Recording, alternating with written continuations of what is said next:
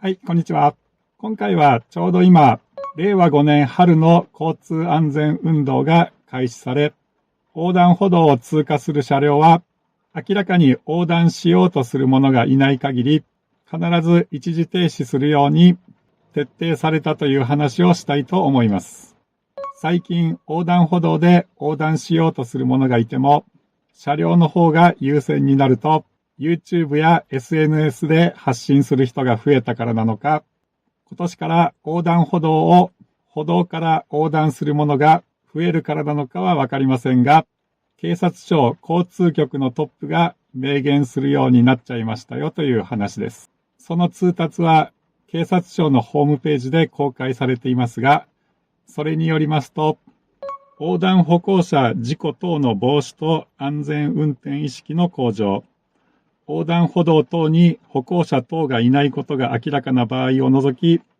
横断歩道等の直前で停止可能な速度で進行する義務があることや、横断歩道等における歩行者等優先義務等について指導を徹底すること、合わせて横断歩道等に向かっている歩行者等の横断の意思が明確でない場合であっても、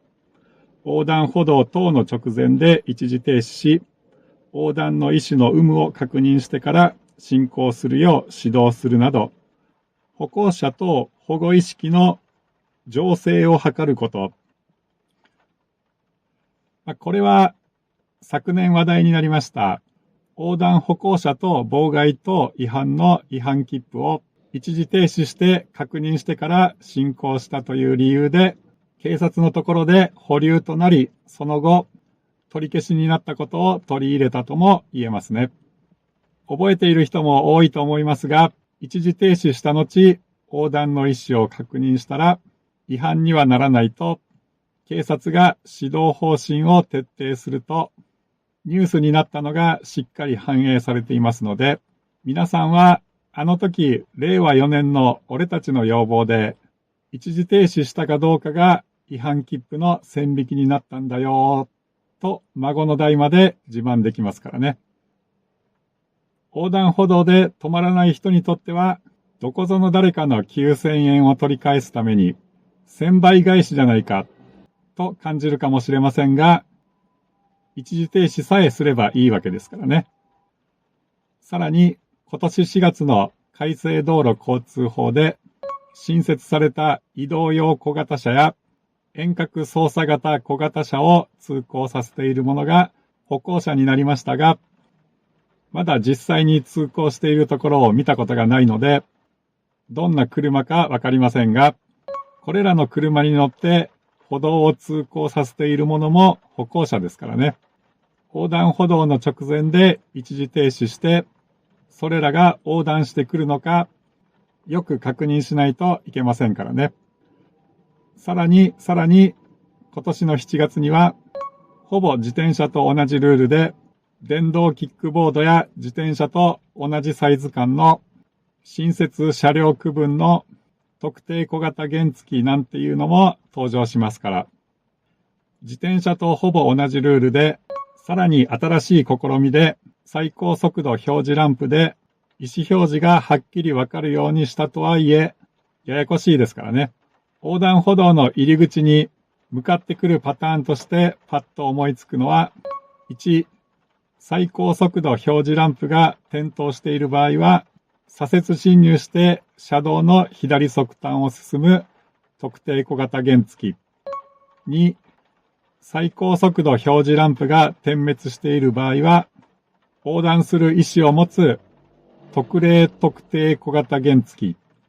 3、ランプの状態にかかわらず、押して歩くものは歩行者。この3パターンとしても、3の歩行者の可能性があれば、通過車両は横断歩道の直前で一時停止をして、3かどうか確認しろということですからね。それで言えば、自転車だって自転車を押して歩くものは歩行者ですから、昭和53年改正道路交通法以降、一時停止して確認しないといけないのがルールですからね。YouTube や SNS で発信している人の意見を聞いても、いろいろへりくつをこねながらも、結局最後には一時停止した方がいいという結論ですし、言っている本人は私は必ず一時停止しますと宣言していますからね。そういう発言があるたび、私のところに来て、歩行者じゃなければ車両の俺が優先だと私が信じる師範が言っているとコメントしてくる人がいますが、前にも動画にしていますが、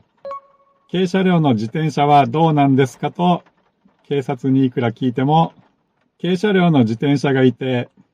通過しても違反ではありませんという回答ですからね。私はただの一般ドライバーですので、ただの止まらない人の言い訳を聞かされている気分にしかなりませんからね。例えるなら、私が助手席に乗っているとして、上司や目上の人が運転していて、運転席でなんだかんだブツブツ言っていたとしても、横断歩道で止まっていれば、私は別に何も言いませんからね。本当は俺の方が優先なんだぜ、そうだろう、とか同意を求められても、心の中では何言ってんだこいつと思いながらも、ああそうですかと返事するだけですので。ところが、俺の方が優先なんだから、目の前の自転車ぶっ飛ばして証明してやるなんて言い出したら、全力で止めますからね。いくら目上の上司でも。そういうことで、いくら私の師範の教えでは、運転席で本当は俺が優先と文句を言いながら、一つ舌打ちをしてから一時停止しないといけないと教えられた。だからあなたも私たちのようにそうしてください。と何度コメントしてこられても私が聞くわけないですからね。自転車を押して歩く者は歩行者ですから、歩行者の可能性があれば横断歩道の直前で一時停止して横断するかどうか確認してから進行しないといけませんよ。それが法令遵守しながら気分よく運転できる方法ですので、という結論で今回の動画は以上とさせていただきます。